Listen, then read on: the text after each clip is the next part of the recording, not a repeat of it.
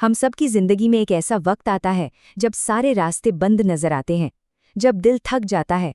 आज हम उस दर्द के पार एक उम्मीद के सिस्टम को समझेंगे।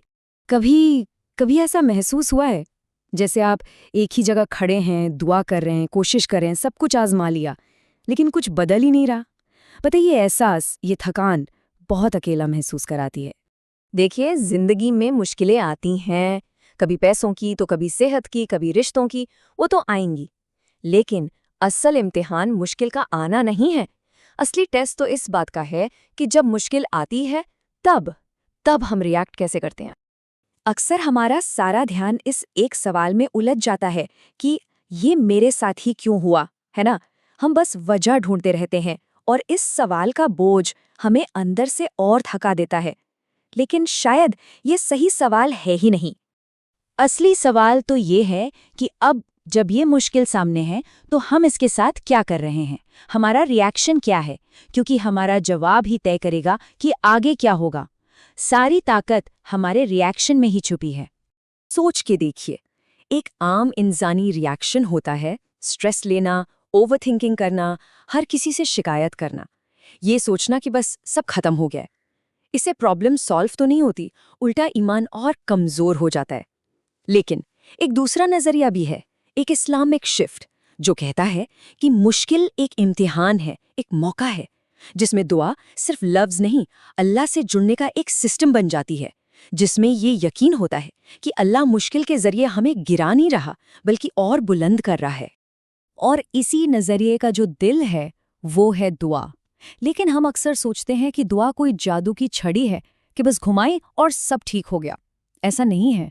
दुआ एक पूरा सिस्टम है, एक डिवाइन सिस्टम, जिसे समझना बहुत बहुत जरूरी है। इस सिस्टम के मोटे तौर पर 3 हिस्से हैं, या कह ले 3 लेयर्स। सबसे पहली लेयर है कनेक्शन, यानी अल्लाह से एक रिश्ता बनाना।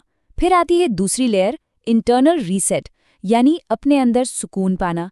और सबसे आखिर में तीसरी लेयर है आउटकम, यानी नतीजा, जिसके 3 अंजाम हो सकते हैं।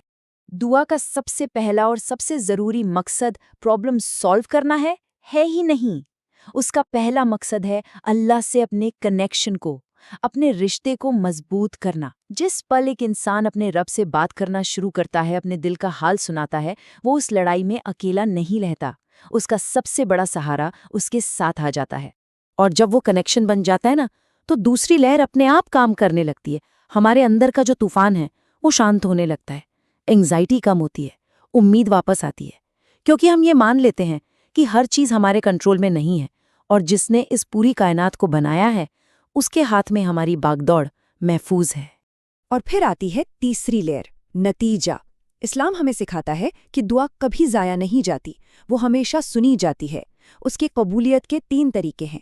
या तो अल्लाह वही चीज़ दे देता है जो मांगी गई थी, या फिर वो उससे कुछ बेहतर अता करता है जो हमने सोचा भी नहीं होता, या फिर उस दुआ के बदले में आने वाली कोई बड़ी मुसीबत को टाल देता है जिसका हमें इल्म तक नहीं होता। तो इससे एक बात समझ आती है कि सिर्फ प्रॉब्लम का सॉल्व हो जाना ही असली कामयाबी नहीं है। अल्लाह के पास हमारी पुकार का, हमारी कोशिश का, हमारे आंसुओं का एक्सेप्ट हो जाना वो असली कामयाबी है। लेकिन इस सफ़र का सबसे मुश्किल हिस्सा तब आता है जब आसमान खामोश लगता है, जब ऐसा लगता है कि दुआ सुनी ही नहीं जा रही। ऐसा क्यों होता है? क्यों लोग महसूस करते हैं कि उनकी दुआ फेल हो रही है? शायद इसकी कुछ वजूहात हो सकती हैं जिन पर हम गौर कर सकते हैं। जैसे, क्या हम सिर्फ ज़रूरत के वक्त अल्लाह को याद करते हैं? क्या हम फ़ौरन इंस्टेंट रिजल्ट चाहते हैं? क्या हम लफ्ज़ तो बोलते हैं पर हमारा दिल उस दुआ में शामिल नहीं होता? या हम गलत काम करते रहते हैं और उम्मीद करते हैं कि हम पर रहमत बरसे? ये बस खुद को आईने में देखने के कुछ पॉइंट्स हैं। हमें ये समझना होगा कि दुआ कोई सौदा नहीं है, कोई ट्रांजैक्शन नहीं है कि हमने कुछ मांगा और बदले में फौरन मिलना ही चाहिए। नहीं, दुआ एक रिश्ता है, अपने रब के साथ एक गहरा, एक पर्सनल रिश्ता। और इस रिश्ते में ये बात हमेशा हमेशा याद रखनी है कि देर होने का मतलब इनकार करना नहीं होता, डिले का मतलब रिजेक्शन बिल्कुल नहीं है। कभी-कभी अल्लाह जवाब देने में देर इसलिए करता है ताकि वो इंसान को और मजबूत बना सके, उसके सब्र को, उसके भरोसे को और पुख्ता कर सके। वो जो इंतज़ार का वक्त होता है ना, वो भी तरबियत का ही एक हिस्सा होता है। जरा एक पल को सोचिए, अगर हर दुआ फौरन कबूल हो जाती तो इंसान अल्लाह की नहीं, नतीजे की, रिजल्ट की इबादत करने लगता। फिर ईमान का, यकीन का, सब्र का इम्तिहान ही ना रहता। तो इस डिवाइन सिस्टम पर भरोसा कैसे करें? एक मजबूत कनेक्शन बनाने का प्रैक्टिकल रास्ता क्या है? आइए अब इस पर बात करते हैं। 5 बहुत सिंपल स्टेप्स हैं। पहला, सच्चाई। दिल में जो है, जैसा भी है, बिल्कुल वैसा ही अल्लाह के सामने रख दें। दूसरा, कंसिस्टेंसी। रोज थोड़ा सा वक्त निकालें, ये नहीं कि सिर्फ मुश्किल में याद किया। तीसरा, यकीन। इस भरोसे के साथ दुआ करें कि अल्लाह सुन रहा है। चौथा, एक्शन। दुआ के साथ साथ अपनी तरफ से कोशिश भी पूरी करें। और पांचवा और सबसे जरूरी, सब्र।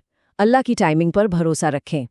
एक आखिरी बात, सोचिए, जब दुनिया के सारे दरवाजे बंद हो जाते हैं और सिर्फ अल्लाह का दरवाज़ा खुला रह जाता है, तो ये सज़ा है या एक मौका, एक अपॉर्चुनिटी उस दरवाजे पर जाने की जिसे हमने शायद भुला दिया था। मुश्किल वक्त कहानी का अंत नहीं होता, ये एक मौका होता है अल्लाह के और करीब आने का। अगर हम दुआ की इस पूरे सिस्टम को समझ लें, तो हर मुश्किल, हर इम्तिहान हमारी ग्रोथ का और अल्लाह से हमारी नज़दीकी का जरिया बन सकता है।